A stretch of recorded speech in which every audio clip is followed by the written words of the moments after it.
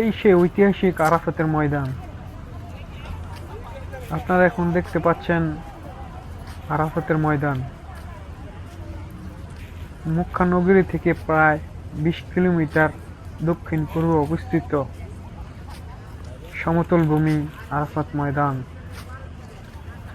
এই আরাফাত ময়দান হজ্জের একটি মৌলিক এবং সবচেয়ে গুরুত্বপূর্ণ স্থান, যা ছাড়া হজ সম্পূর্ণ হয় না।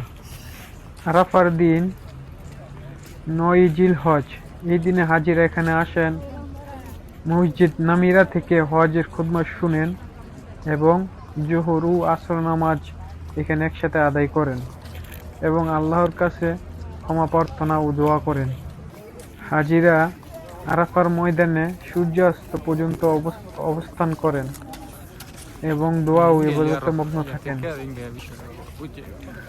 শুধু কেবল হজই না, হজ ছাড়াও পুরো বছরই এখানে হাজিদের সমাগম থাকে।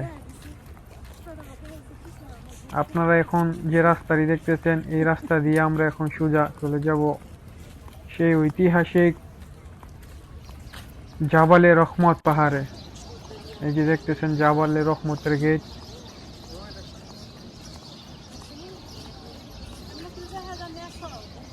সামনে জাবালে রহমত পাহাড়।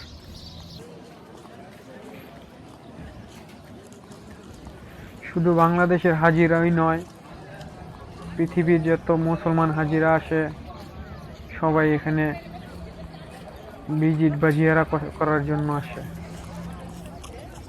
এই যে সামনে আপনারা পাহাড়টি দেখতেছেন, এই পাহাড়টি সে ঐতিহাসিক জাবালে রহমত। এই পাহাড়ের প্রতি রাসূল সাল্লাল্লাহু আলাইহি সাল্লামেরও অনেক আবেগ ও ভালোবাসা ছিল।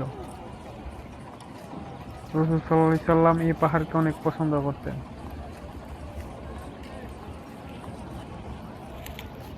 আর এখানেই আমাদের প্রিয় হযরত মুহাম্মদ সাল্লাল্লাহু আলাইহি সাল্লাম ঈদে ভাষণ দিয়েছিলেন। এই যে আপনারা দেখতে পাচ্ছেন সামনে যে পাহাড়টা, এই পাহাড়টি জাবালে রহমান নামেই সবাই চিনি।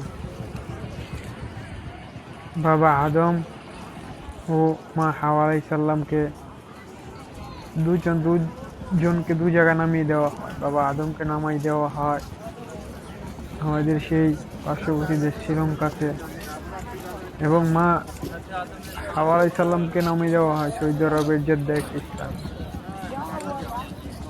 তারা 350 বছর কান্নাকাটি করার পরে তারপর এই যে জাবালে রহমত দেখতেছেন, এই জাবালে রহমতে এসে একত্রিত হয় এবং এখানেই তারা বসবাস শুরু করেন। এই যে পাহাড় দেখতেছেন আপনারা, এখান থেকেই আদম জাতির উৎপত্তি শুরু হয়। এখানে তারা বসবাস শুরু করে দেন। এই সে ঐতিহাসিক জায়গা। সব সময় এখানে মানুষের সমাগম থাকে, হাজিরা ভিজিট করেন। শুধু কেবল আমাদের বাংলাদেশি ভাইরাই না, বিশ্বের সকল হাজিগণ এসে এখানে ভিজিট করেন। অনেকে নামাজ পড়েন,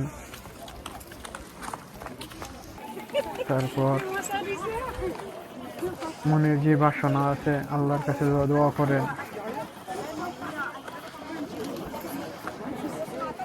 এই সেই ঐতিহাসিক জায়গা। দেখুন, এই সেই আরাফাতের ময়দান। আরাফাতের চারপাশ শুধু পাহাড় আর পাহাড়।